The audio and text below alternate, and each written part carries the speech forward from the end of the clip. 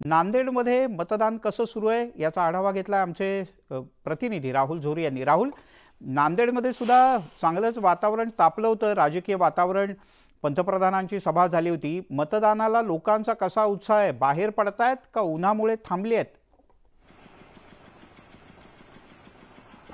मिलिंद, आज दिवसभरात जर बघितलं पहिल्या टप्प्यात खास करून 11च्या सुमाराची मतदान खूप झालं होतं, मोठं झालं होतं। काही नागरिक सध्या समोर जे मतदान केंद्र आहे ते आपण बघतोय आणि या सगळ्या ठिकाणी जर बघितलं तर गर्दी मात्र गायब झाली आहे। दुपारचा तडाखा आहे आणि या दुपारच्या तडाख्यात 40-41 डिग्रीमध्ये काहीशी तुरळक गर्दी होताना दिसते। अर्थात कोणीच येत नाही अशातला भाग नाही। काही रिक्षावाल्यांनी मोफत सुविधा जी आहे त्याला द्यायला सुरुवात केली।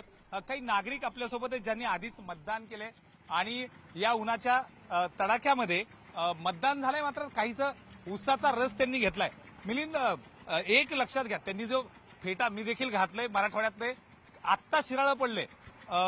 सकाळपासून तुम्ही फिरतीवर आहात, काय किती तडाखा बसतोय उन्हाचा? ऊन कसं आहे नेमकं? ऊन भरपूरच आहे। उन्हाचा एवढा तडाखा आहे की जीव असा लायलाय व्हायला लागलाय। एवढं घामागरज परेशानीमध्ये सुद्धा मतदार चांगल्या प्रकारचं मतदान करण्यासाठी येत आहेत आणि लोकांमध्ये बरीचशी काय जनजागृती झालेली आहे की बा मतदानाचा हक आपण बजावला पाहिजे। दर 5 वर्षाच्या नंतर एकदा संधी आपल्याला उपलब्ध झालेली आहे, ही संधी परत मिळणार नाही। देशाची लोकशाही टिकून ठेवण्यासाठी लोकांमध्ये ही जनजागृती झाली की आपण मतदानाला उन्हाची तमा न बाळगता आपण मतदान करायला जावं असं प्रत्येकाला आज वाटत आहे। प्रत्येकाला वाटतंय मतदान करायला जावं। काही बूथवर काम करणारे आपल्याकडे काही कार्यकर्ते आहेत। कदम, पिराजी कदम, ओके, तुम्ही याच बूथला आहेत का? हो सर, सकाळपासून आता मी 1-2 वेळेस आलो इकडं। कसं म्हणजे सकाळी खूप गर्दी होती, कसं कसं उतरत गेलं, कसं सांगा? सकाळी थोडंसं कमीच होतं प्रमाण, पण नंतर एवढी गर्दी झाली की भरपूर 2-3 तास फुल गर्दी होती। हा, ऊन असताना सुद्धा लोकांनी खूप गर्दी केली होती आणि भरपूर गर्दी होती। तुम्ही ब्रेक घ्यायला बाहेर आलतात, काय केलं बाहेरून? बाहेर येऊन काय नाही सर, उन्हाचा थोडासा त्रास कमी व्हावा म्हणून उसाचा रस घेतला।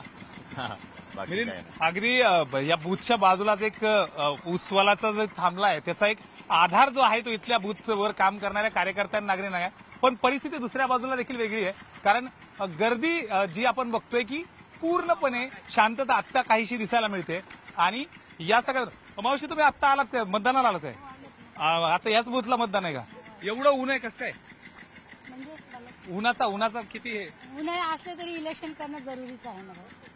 तुम्ही काही कामाला वगैरे जाता की आता घर? या शाळेमध्ये आहे मी। अच्छा, त्या शाळेत काम? कॅम्ब्रिजमध्ये शाळेत आहे। ओके, उन्हाचा काही फरक पडत नाही? नाही फरक पडत। मावशी याच शाळेत कामाला आहेत। समोरचं विद्यालय, दुपारची वेळ आहे खरं तर, आणि मिलिंद, ऊन गेलंय, शिराळं पडलंय। मराठवाड्यात शिराळं पडणं हे तात्पुरता आधार जो असतो, मराठवाड्यातले जे कोणी आहेत, जे कोणी इथं राहतात त्यांना खूप चांगला याचा अंदाज येतो की पाऊस म्हणजे अगदी काही नाजूकता यामध्ये येते। आणि सोपा शब्द मळब, मळब, अगदी मळब।